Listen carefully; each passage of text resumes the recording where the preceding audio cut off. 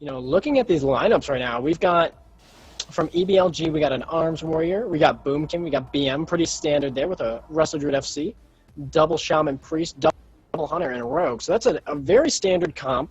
They're going with the double Hunter look there. The Affliction Warlock coming out from BDB here. Wow. That is ballsy. I'm going to give him that. Damn. I like that. And take a look at this, too. Look, the other team is running 2 Shamans here. So Shamans being the only class in the bracket as a healer that can actually dispel dots, that could put a lot of pressure on EBLG here. So if Docleap can have an impact in this midfield, keep himself alive, keep the pressure rolling. If the fights go long, BTB is going to be in the favor. But those dispels, they just get annoying. And it's not necessarily the dots themselves that are going to eat the damage away from EBLG's health pools, but it's the elemental force that procs with them between the Boomkin and the Warlock. It's all the proc damage that's added on top of all the dot damage as well. So that's going to nullify 2 of the Shaman's Dimebeard and Shamtonk for EBLG.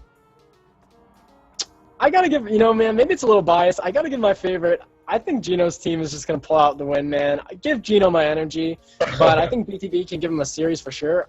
The thing for me, to be completely honest with you, is I just think Feralord's a better FC than Sporedruid. And I've seen in Sporedruid some of these games where BTB has had to really help him out for him to have success. And I think that between the 2 FCs here in this battle tonight, I think that Feralord's going to give EBLG some more confidence. But we'll see how it plays out because we've got some strong players from BTB like Cannabis, a longtime player, Cype, Liqs, Cyber. Got a lot of people here for both teams, recognizable names coming into the battles. We're running out the tunnels for the first game of BTB EBLG. Well, very right you are, Chase. I'll actually put my money on BTB then, because to balance the things out here. I don't think this Affliction War is going to necessarily pay off. Like you said, in the long run, I think it's going to have a value, but I don't think the middle fight is going to, either one of the teams are going to stomp each other. The first opening kill, is going to happen pretty quick, I imagine. And whoever gets the opening kill is going to have the biggest advantage in the middle. And I feel like if BTB are as ballsy to go run with the Affliction Warlock, I feel like they should have switched their comps up a little bit to get a little bit more dot pressure. Maybe even double Boomkin, with an FC Boomy, or get some offensive disc pressure like we tried in our game at GSC. I don't know, but let's see how it pans out here in the fight. Yeah. And immediately, the first thing that was really weird in that opening fight is how passive BTB's playing right now. And they're just playing so far back. I don't know why they waited. And now Docleap's taking so much damage. The heals getting pumped into him. A lot of silence coming in from Scope. So they're trying to get early pressure here onto the backline healers of BTB. And a charge going into Cipexo. So immediately, they're looking for that pre-skill. Cipexo's trying to get out of that situation. And the Warriors going to have to push back here. And a lot of rot damage already going into EBLG. And Sateti goes down. Unbelievable. Surprisingly, actually, I saw a sick fear on the Boomy here on safety. Their BM monk goes down instantly, and that scope is they're just flopping like birds here. BTB is looking to have the edge here in the middle. And definitely right now, we see that BTB actually is coming out with that advantage in midfield, which was, kind of expected in the longer fight there. In the longer fight it was, EBLG wasn't able to get that early kill. So, Sporedruid right now having this early pick for BTB. Right now, Feralordx too. Yeah, and it's a little bit sketchy situation for Feralordx to pick up the flag here. I don't feel like you want to pick up the flag. But as soon as his team tells him that the Rogue is escorting their FC, he might be able to give a thumbs up and get the flag and maybe go group and buy some time for his team to recover here. Yeah, to be honest, I think that it's, we see Scope coming across here to try to give some assistance to Feralord, but honestly, it looks like Feralord already going for the pick, and he's taking so much damage. He's getting to pop AGM. He's trying to make it to Scope. If Scope doesn't have a bandage, he could be in trouble. Then aim shot going into him. He's trying to bear for him, and he got one tick of bandage off, but he kind of runs by him. Feralord just continuing to run right now. He's got to double back. He's got to start healing himself. I don't know what he expects his Hunter FC to do for him at this point. All the bursts come out, and there's a Swiftman into himself. He's going to bear for him, but Etcho going with the AGM 400 health. He gets trying to live. The War Storm coming out. He's going for a regrowth. He's so low. Pumping the regrowth at 500 health. Is he going to live? 900 health. Trying to keep himself topped. That was a way closer call than it needed to be. And immediately, my statement here of Feralord being the more experienced FC is in question at this point, because I feel like he could have healed himself way earlier than he was choosing to you can't really rely on your hunter to do that much for you after, you know, when the hunter burst goes down. He's got to heal himself, but right now, because they're not able to secure that kill on Feralord sitting on top here. BTB's getting pushed back. You look for Feralord to jump into his team right now. They're in great position to catch him. It doesn't even look like they're going to contest the FC at this point. Dimebeard does go down at this point, though, so EBLG barely holding off as they're trying to get Feralord across the field. So BTB actually having a much stronger midfield right now, which is a little bit surprising to me in my opinion. The Affliction Warlock seems to be paying off for them, and honestly, it's just synergy reasons at this point. I think that EBLG is having issues right now just getting fully grouped after this initial wipe in the early going, and they're going to pass the flag up to Scope, who's going to be on the top of GY, so at least a smart defensive play here by EBLG, getting this flag on top of the GY, getting themselves in a safe situation so they can go for a reset. But, Dan, I'll tell you what, man, not as we expected, or at least in my opinion, what I expected out of this game. Yeah, man. BTB are holding their ground here for sure, and definitely trying to prove you wrong and them not being the superior team here.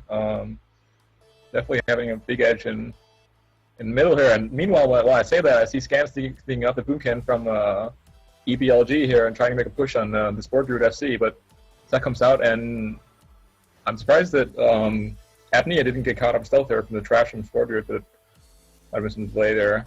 And meanwhile, I love this. Tillium opener from Scancer comes out to Sporedruidx, but that time is not going to matter. There's not enough stacks to have any impact whatsoever. It's way too early, in my opinion. So instead of push, he's never going to die here.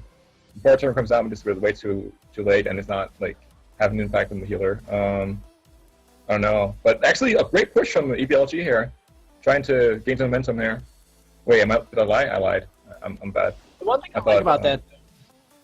The good thing about that push, okay, initially that wasn't a good look. I agree. It wasn't a good look for EBLG there, but what it did is the inexperienced team of BTB just literally sent their entire team back to deal with that. They lost focus and they had to go, yeah. Right, and now they're putting themselves in a situation where they can get fully regrouped now, and that's been the biggest issue for them so far in this matchup after that initial mid-clash, is just getting fully grouped. Now they have the flag behind them on top of the GY. If you guys notice, Feralord went all the way around. They passed it up from middle GY to the top of GY now, so Feralord's in the best position that he can be in. I totally agree. Look, Scans is going on the side here looking for a Boomkin opener as well, too.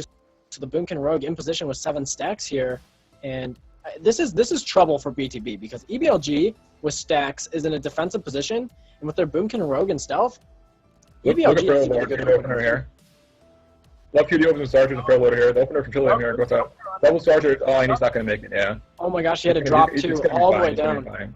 Yeah, and in the meantime, the Boomkin Rogue opener onto Sporedruid, so he's taking some damage. A bubble coming out for him.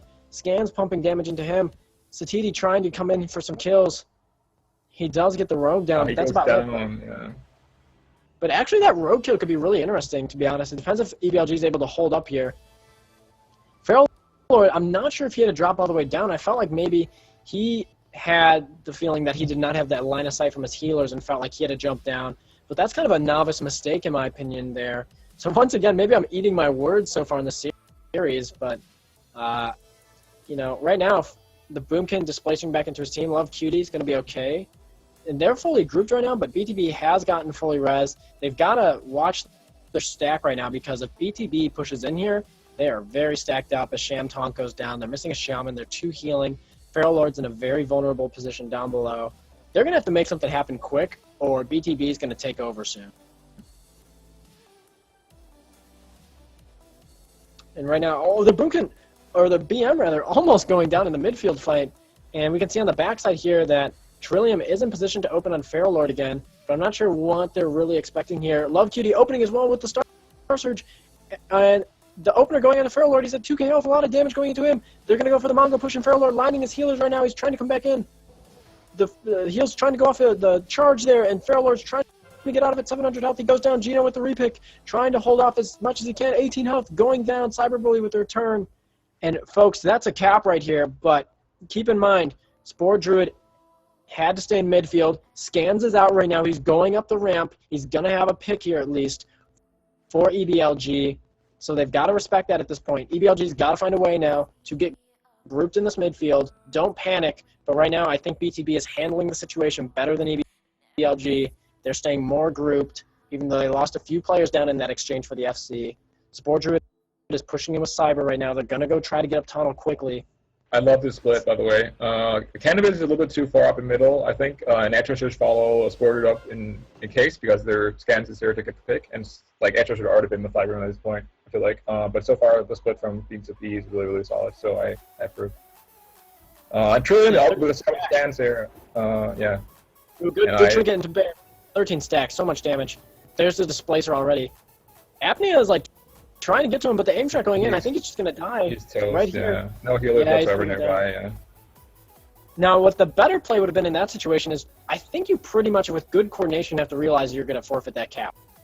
I think it's easier to give it up and be ready for a group position and then get a speed cap maybe, or get like recover for his team. Like, yeah. Now they're down their boomkin in mid, and like now they have to hold tunnel position. That's a hard thing to do without your main DPS. Exactly. So high order here for Korzac and Sateti to land some kills.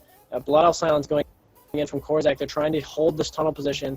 In the meantime, we're wondering where is Feralordx, and he got caught out in tunnel by Tillium, the Displacer coming out.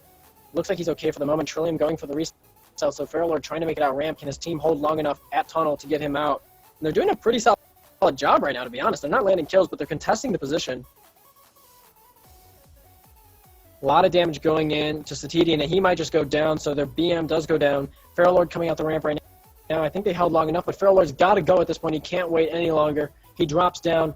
The Hunters are contesting him. Vangnaw putting in some heals, trying to get Feralordx across. I would just run for it out of bear at this point. You got to move, buddy. They got a not tunnel vision here from B2B here, because they're not looking to get a kill in UC. Like, there's no way they're killing Feralordx. So they just have to secure this pick and like get a better position. Like, they're dominant in middle, so they just have to play middle. Like, stop diving the UC here and like unnecessarily maybe wiping their own team.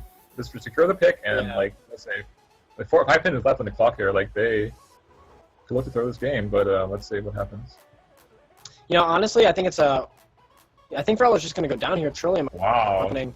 Oh, yeah, that was I'm eating my words, man. I'm eating my words so far. I'm thinking that Feralordx is probably the most experienced FC, is making some vital mistakes so far. Coming out ramp, man, he could have booked it. Like, if he would have just gone and traveled for him, live with the fact that he was going to take damage, he could have made it out of there. And now Alexandriya is being forced in a spot where he has to kill this FC.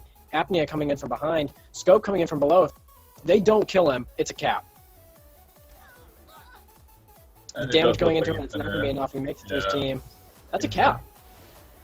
That's a 2-0 game. That's probably secured this game here for BTB. Yeah. That's too bad. I totally agree with you on Feralordx there, yeah. Yeah, I don't, you know, you hate to put it on one person here, but just from the analysis we made of the pre-game speech there, I think Sporedruid's having a much better game so far, and there's just some things that I feel like Feralordx could be doing a little better to help his team out. But to be completely fair, I just think that there's a little bit of lack of coordination from the entire team of EBLG right now. That just doesn't seem like they're totally on point as a team, as a unit, when they're making these decisions, because, you know, with the Boom King getting that pick at 13 stacks, like, that's not worth it, dude. He's not going to get out. There wasn't the communication needed or communicated at that point to tell him, hey, you shouldn't get this pick right now, man. So there's just, people are missing on all cylinders, in my opinion. And in the meantime, BTB sending their Boomkin up to expedite this return and this grab here. They're going to try to rush it to Sporedruid on the other side. In the meantime, Feralordx is stealthing at second floor. Etcho is already on defense. The question is, where is Tillium? Tillium is lurking to support his FC Loveqt opening on Alexandriya. So the 2 Hunters here to contest and then pass into Sporedruid. So Sporedruid might be able to make it away here, but he's got 2 Hunters and the Rogue's near him. I just think the Rogue's been a little bit behind, and if he can get an opener, he does go down, but will the return be there? It's going to be a close call, and Apnea does get the returns. So a good save, but I think it's a little too late there. To be completely honest with you, too, as well, I just think that the objective play from BTB, or from EBLG, correction, from EBLG has been questionable this game as well, too, considering that they're struggling in mid. I feel like you gotta, if you're struggling in mid, that's, you know, it's just it feels like a novice mistake here for EBLG, which is a little surprising to me, because I think that they would have, I expected them to come in with a little bit more cleaned up routines due to the practice they were getting this week, but we'll see what happens here. I don't think that they're going to be able to get a cap. BTB may be able to take this 3-0, but I'm not sure EBLG can even get one cap at this point. They do have Feralord getting this pick, but keep in mind, Sateti had to come help him, and a Shaman has to come help him, and he actually might die. The off is coming into Feralord right now. He's going in bear form. He's going to be fine, yeah. He's just having a hard time. Cannabis getting this pick here, but he's recognizing that he needs to go back into the base maybe and meet up, go a different route. Scans lurking in flag room right now. And yeah, it looks like most of BTB has pushed into the base, and they're going to just hold this flag in the enemy base. They're not looking for 3. They're going to live with the fact that EBLG has the pick, and they're not really going to be able to do much with it. So this is going to be a move on, reflect and move on game here for EBLG. And hats off to BTB. From the opening get-go, man, like just even the initial mid-clash, like the way they were positioning, like they were playing so passively, I'm really surprised. I don't know, maybe it's part of the game plan, man. I was a little surprised with how they came out, but they just had the better game so far. So we'll see if that continues on in the series. You know, as a captain myself and participating in this tournament, I would say that the way that BTB just won this game with a 2-0 win, convincingly in midfield, very convincingly objectively, I just think that they're probably going to 2-0 now, and that's so weird because I immediately thought that EBLG was going to win the series, but with the way that BTB just won this game and the lack of what I saw from EBLG, more or less, is kind of why I changed. Mid analysis changing my opinion here. I mean, that was a definitive win by BTB. That was yeah, I agree. It wasn't a 3-0 game, but it was. I mean, let's just look at the scoreboard, man. Like this alone, right here, your boy Steve had 15 killing blows, and I'm really not sure that EBLG had 15 killing blows at all. Not whatsoever. Not even remotely close. What I'm surprised by is the Affliction Warlock is above their Boomian damage, and I fucking like that, man. Go Affliction Warlock.